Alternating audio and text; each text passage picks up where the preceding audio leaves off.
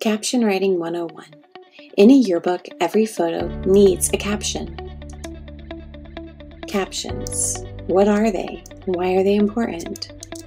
Well, captions are a description of a photo. This description helps to tell the story behind the photo. Captions should inform the reader while also entertaining them. Captions should always go beyond what can be seen. The purpose of captions is to grab the reader's attention, provide information for the busy reader who may not read the related story, and should provide the who, what, when, where, and why of the photo. Many times, the caption will also provide the how. Captions definitely complete the picture. The first sentence of the caption should be written in present tense. Additional sentences may be written in present or past tense. A quote can also be used to begin a caption, but it should clearly reflect the emotion or the action in the photo. Captions complete the picture, so always be sure to identify all people in the photo by their first and last name and their grade level. Captions characteristics. They use strong verbs to bring the action of the photo to life. Again, captions should capture the reader's attention, should be interesting, and one of the best ways to do that is through the use of strong verbs. Captions identify all people who are integral to the story of the photo is trying to tell. So anyone who's like front and center, like in the action of the photo, those people are integral to the story. They don't repeat to the reader what's readily apparent. So it's not going to be redundant. If you can see it in the photo, you don't need to say it in the caption. Some more characteristics of captions.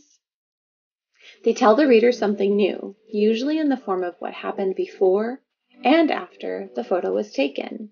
Again, beyond what you can see in the photo. Captions include a revealing quote from one of the key people in the photo. Quotes are a great way to draw in your reader's attention and to gain more focus from your reader. They answer the reader's questions about what's going on in the photo, and they're free of fluff and only include the most pertinent information. So what does a great caption look like? They have strong verbs. If you are stuck and you're just not sure what words to use, look at a thesaurus.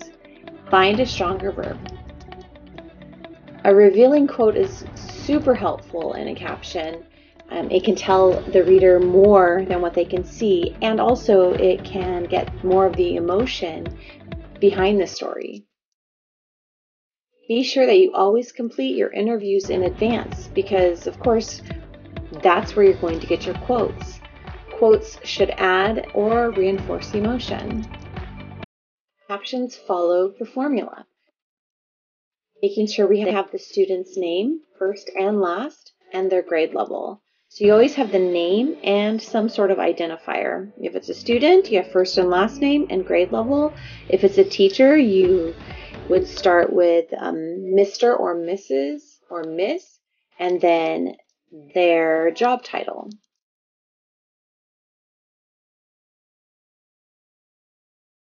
Captions should also include an attention-grabbing opening, catchline, or also known as a lead-in. And captions avoid repetition.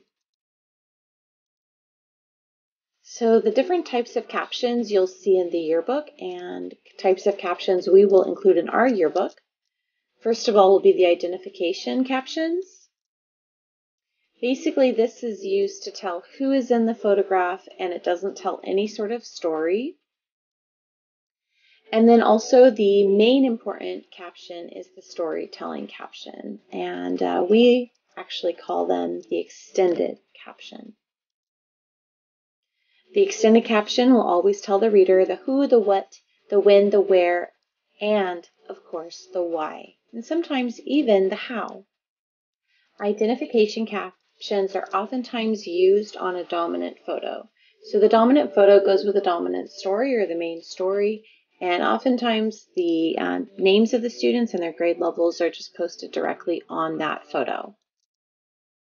Identification captions are used for team and group photos, and they must include the name of the student or the name of the person and an identifier. For example, student John Hernandez is a sophomore, so we put John Hernandez in parentheses, a 10 for sophomore. Mr. Flores is the principal, so we would put his identifier in the parentheses.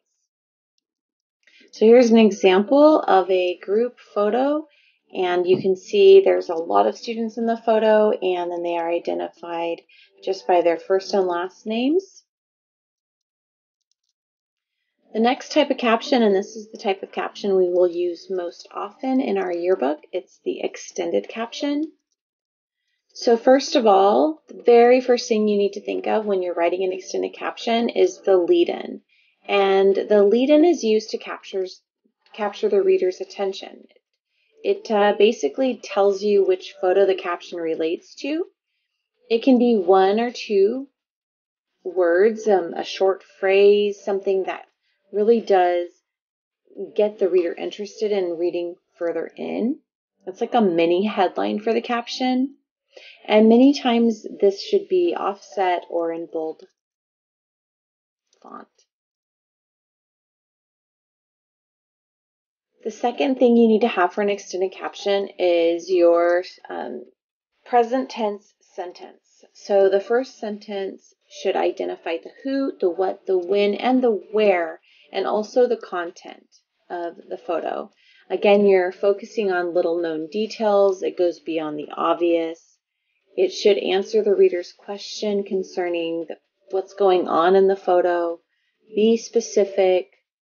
Use strong action verbs and avoid starting a caption with the name of the individual or group.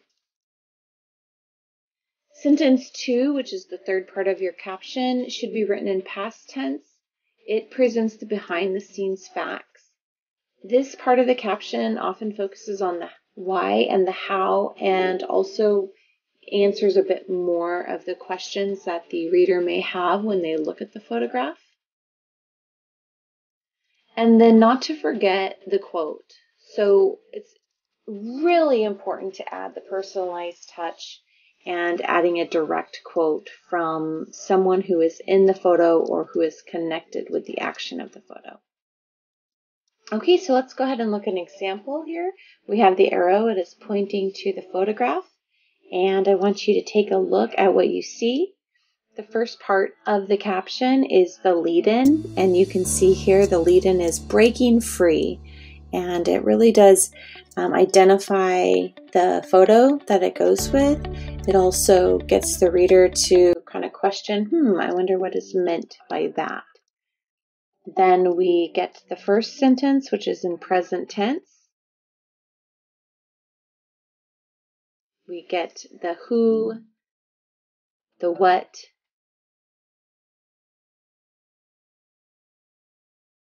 and then we should have the past tense sentence, which gives us the why, the how, a bit more information.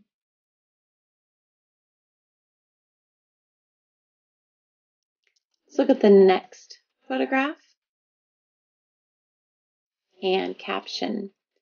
So the first section here, last moment, that is our lead-in. Notice the first full sentence is our present tense, who, what, when, where, all included. The second sentence is the why, the how, and then we do also have our quote. And a quote is good because it really does add that special touch that helps the reader connect more with what's happening in the photo. Here's another example. So we have our lead-in and our sentence here. Notice that this caption is a bit different. We have a lot of the information is actually held within the quote.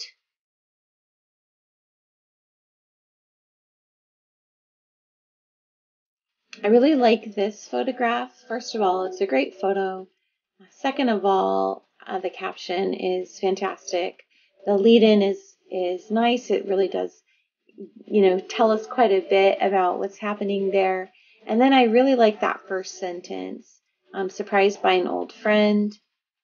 Rejoices at the reunion. So this student name there is blurred out just for privacy. And rejoices. That's just such a great verb to use. And it's you wouldn't maybe think that you could say, oh, she screams or she yells she's excited about the reunion. But using your thesaurus, you could find a strong verb like rejoices. Okay, so there it is. I hope you learned some important facts when it comes to caption writing.